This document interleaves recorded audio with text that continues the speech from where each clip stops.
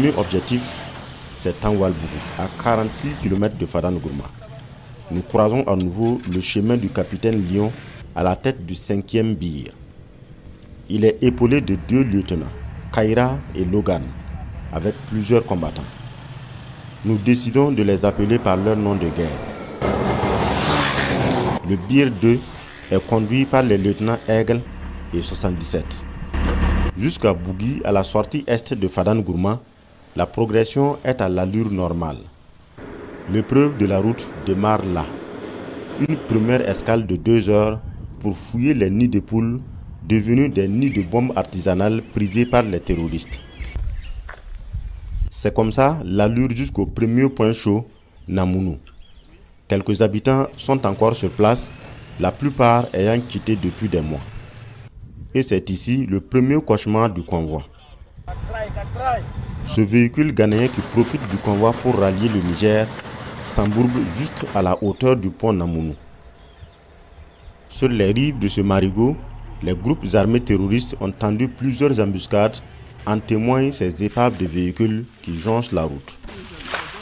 Échappement bien trempé, le car transformé en gros porteur barbote.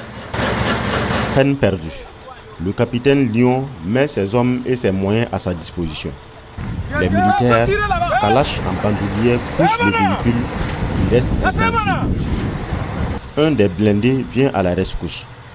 Après plusieurs tentatives de traction, le véhicule militaire échoue.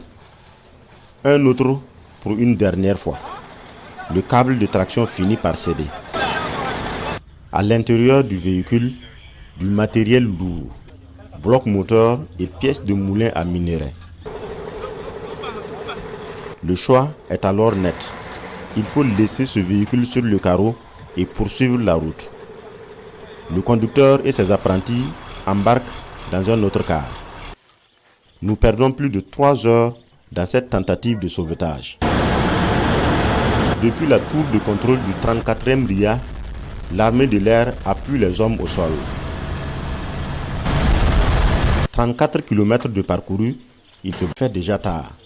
Les menaces de mines et d'embuscades rendent impraticable la route la nuit. Le capitaine ordonne un bivouac. Un site est alors choisi et nous faisons la première nuit à la Belle Étoile en pleine brousse pour reprendre le sens de la marche le lendemain. Après une nuit en brousse, les soldats sont de nouveau en route pour Tanwal-Bougou. Une route de tous les dangers. Les forces de défense et de sécurité à leur habitude